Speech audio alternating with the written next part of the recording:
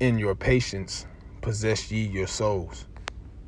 I want to give all praise, honor, and glory to Yahweh, Ba'ashem Yahweh Shai, Ba'ashem Rachakodash. Double honors to my elders and apostles at Great Millstone that rule well. Peace, love, and respect is to the election doing this work in sincerity and the truth throughout the four corners of the earth, chanting down Babylon the Great, i.e. America, and presenting your body as a living sacrifice to do so. So I want to get into this quick lesson as I'm listening to the news. With this current plague that's going on throughout the world. There are mass restrictions that are being put on different places of the world. Okay. Now, starting here in the Americas, they had this thing in up in New York City, what they call the key to New York City.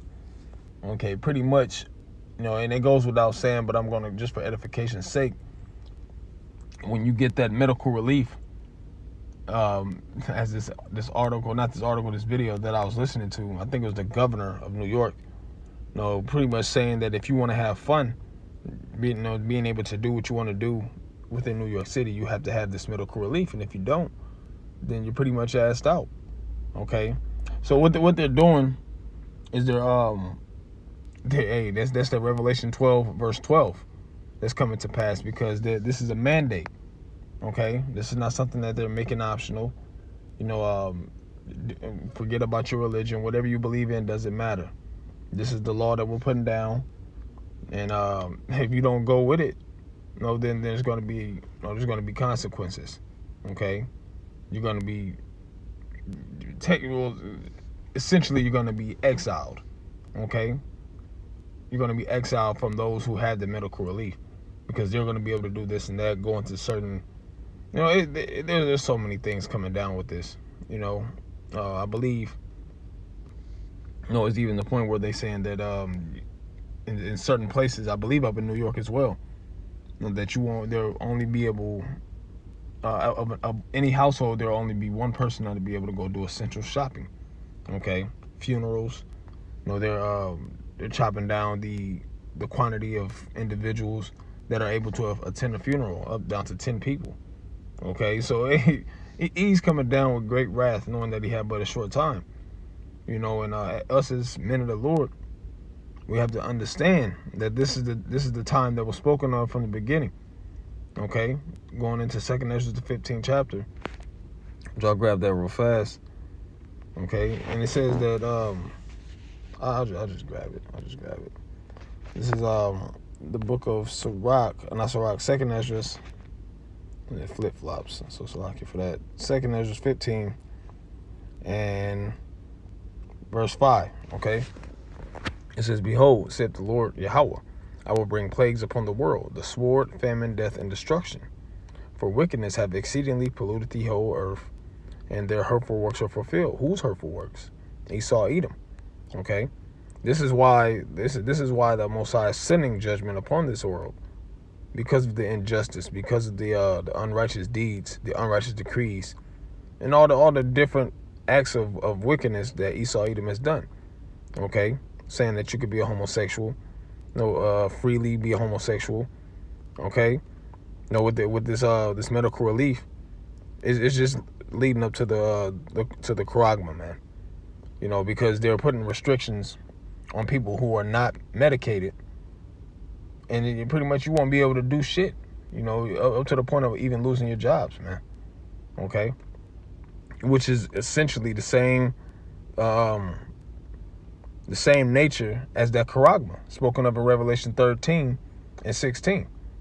Okay, so we see this coming down the pike, man. All right.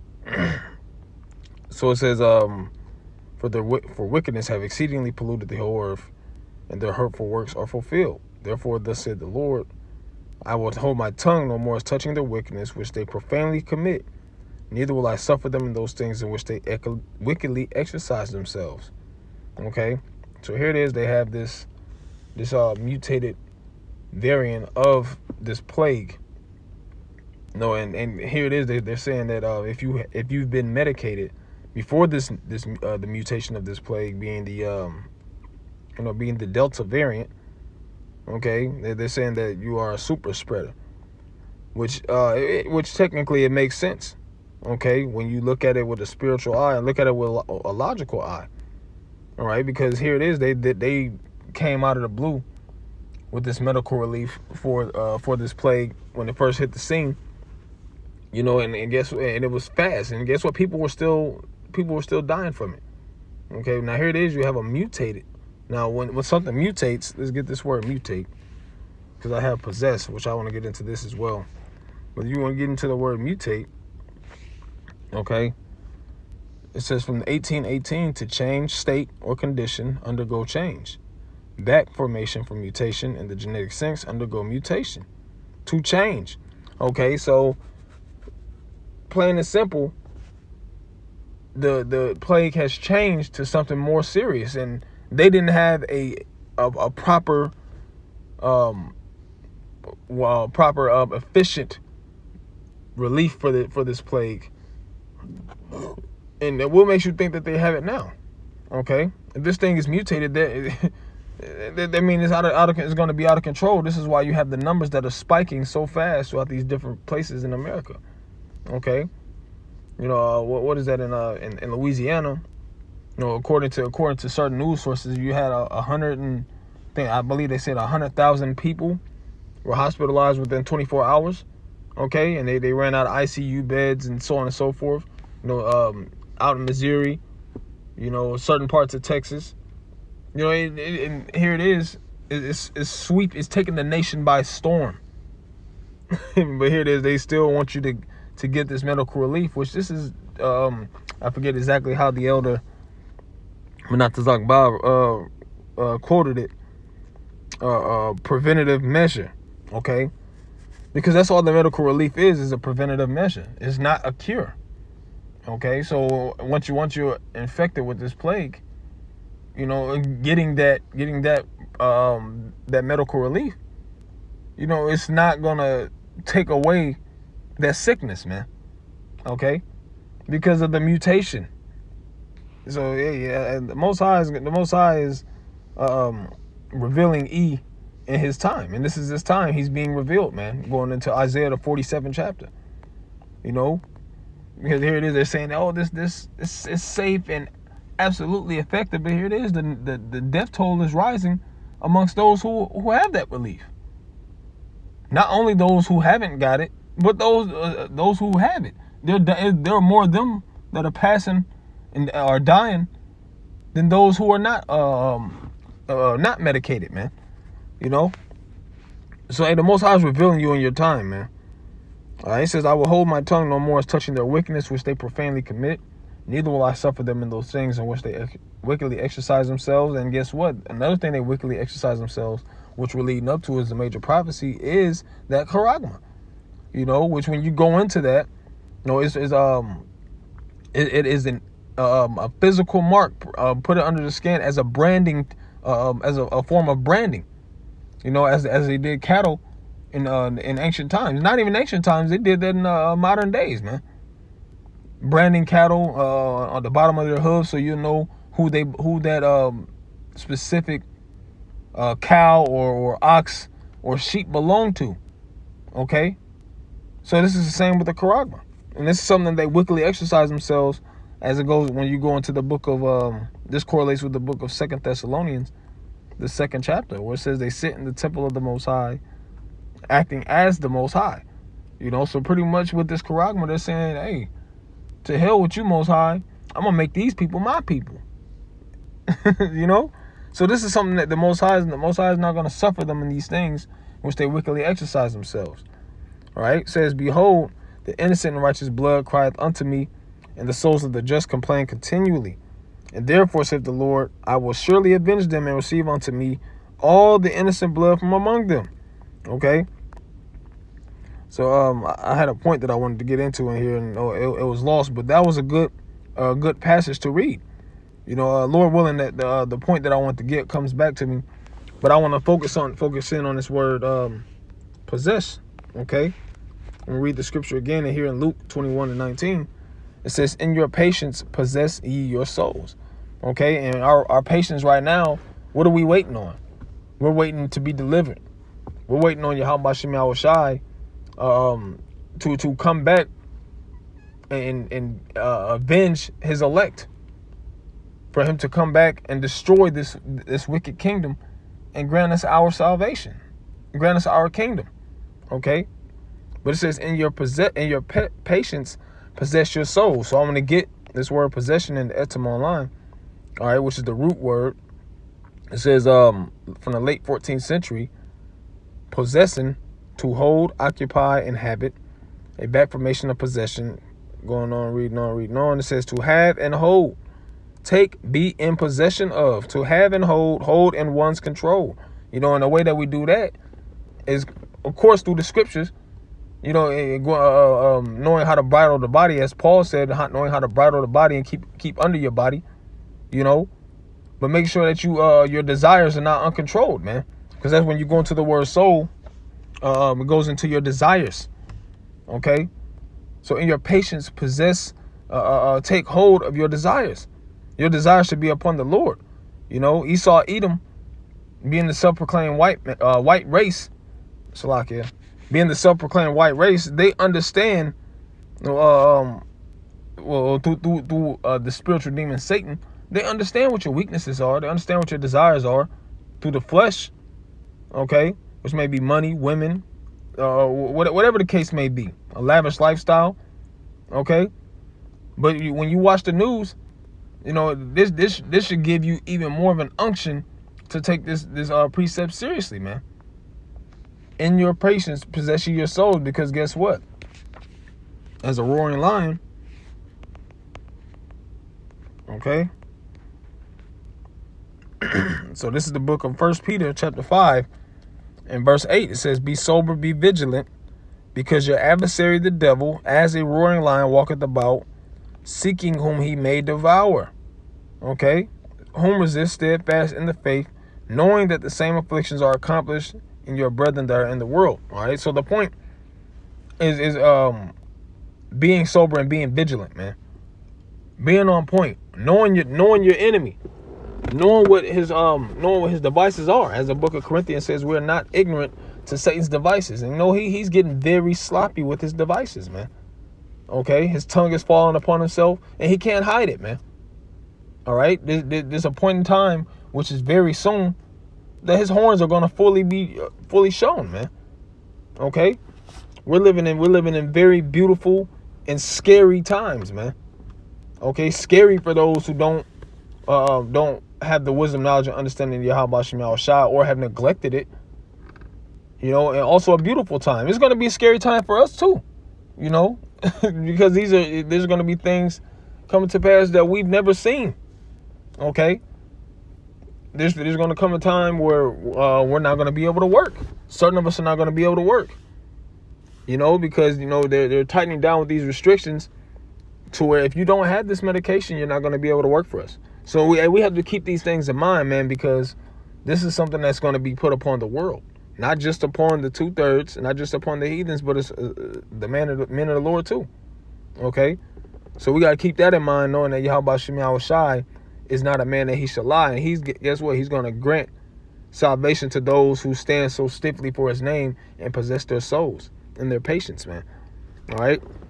So that's pretty much what I wanted to get into. I went off the spirit with this, you know, something I was meditating on as I was listening to these different news articles and podcasts, you know, and hey, the spirit got on me to do this. So Tawadi Habashim al Shai for that. You know, so hey, with that being said, Lord willing, this was edifying. You know, call halal la Yahabashim al Shai by Hashem Rachakodash. You know, hey, until the next time, I'll say Shalom. Vaccination's the answer. We need these strong, clear mandates. And we've proven that even with outdoor entertainment, it makes sense. Our homecoming concerts are going to be amazing.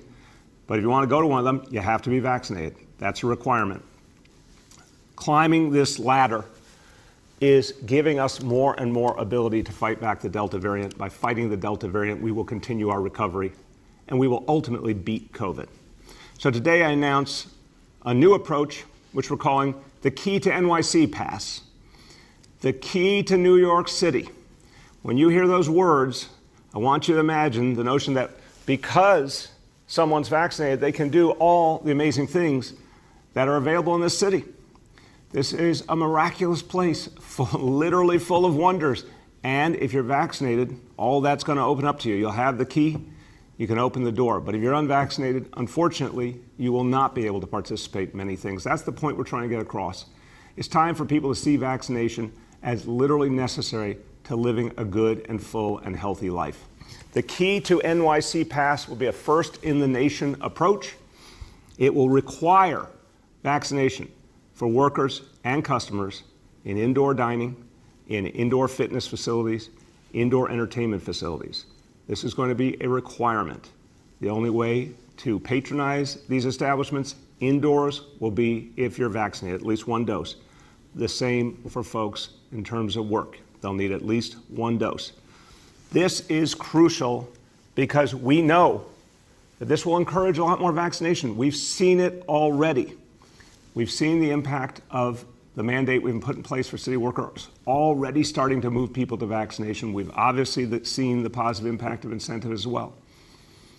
The goal here is to convince everyone that this is the time. If we're going to stop the Delta variant, the time is now, and that means getting vaccinated right now. This new policy will be phased in over the coming weeks. So we've been working with the business community, getting input. We're going to do more over the next few weeks.